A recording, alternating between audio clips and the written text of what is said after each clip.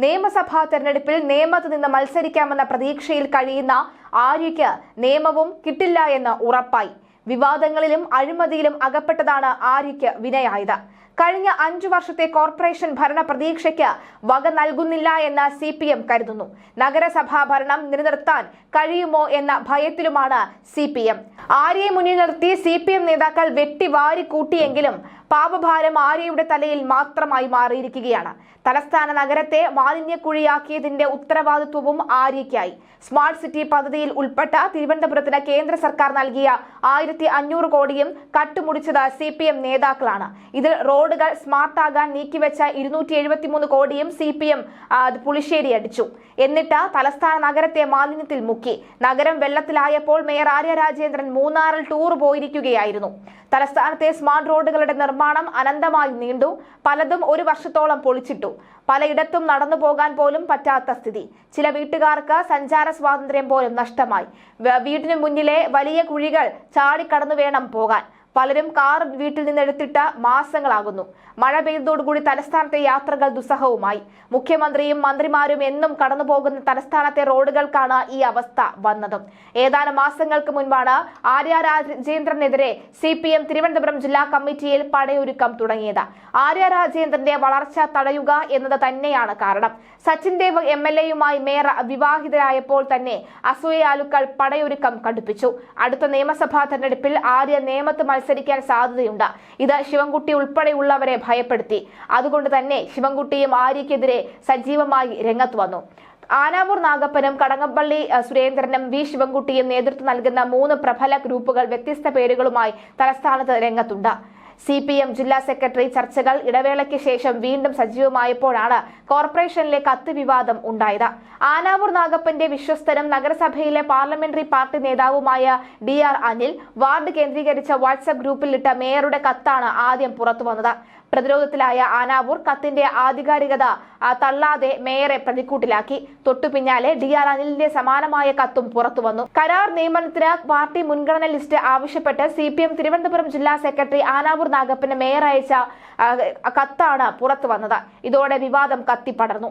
ആരോഗ്യ മേഖലയിലെ ഒഴിവുള്ള തസ്തികകളുടെ എണ്ണമടക്കം മേയറുടെ ഔദ്യോഗിക ലെറ്റർ പാഡിൽ എഴുതിയ കത്താണ് പുറത്തു വന്നത്.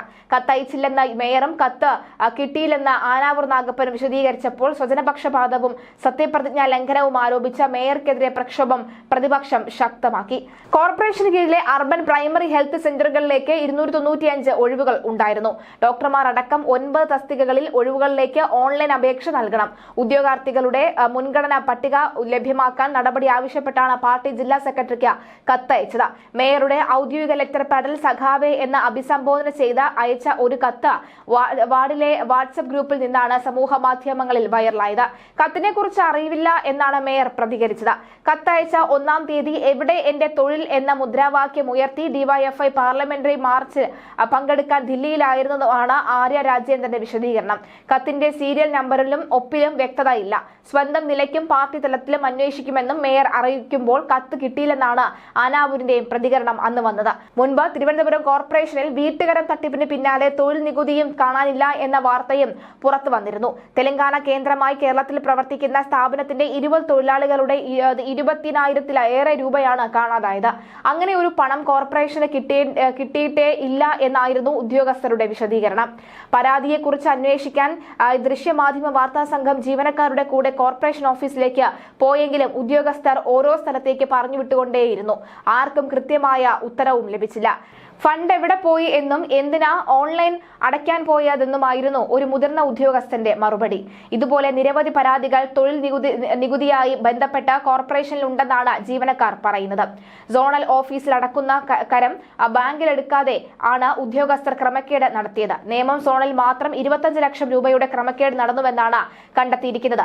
സൂപ്രണ്ട് S ശാന്തി അടക്കമുള്ളവരെ സസ്പെൻഡ് ചെയ്തിട്ടുണ്ട്. 2 സോണിലും നികുതി തട്ടിപ്പിൽ ക്രിമിനൽ കേസെടുത്ത പോലീസ് അന്വേഷണം ആരംഭിച്ചിട്ടുണ്ട്. ആറ്റിപ്ര സോണിൽ 1 ലക്ഷം രൂപയുടെ ക്രമക്കേട് നടന്നുവെന്നാണ് ഇതുവരെയുള്ള വിവരം. അതേസമയം തിരുവനന്തപുരം കോർപ്പറേഷനിൽ വീട്ടുകരം ഒടുക്കി രശീദ് കരുത്താത്തവർ ബുദ്ധിമുട്ടുകയാണ് ഇപ്പോൾ. കൃത്യമായി കരമടയ്ക്കുന്ന പലരുടെയും പണം കോർപ്പറേഷനിൽ രേഖപ്പെടുത്തിയിട്ടില്ല.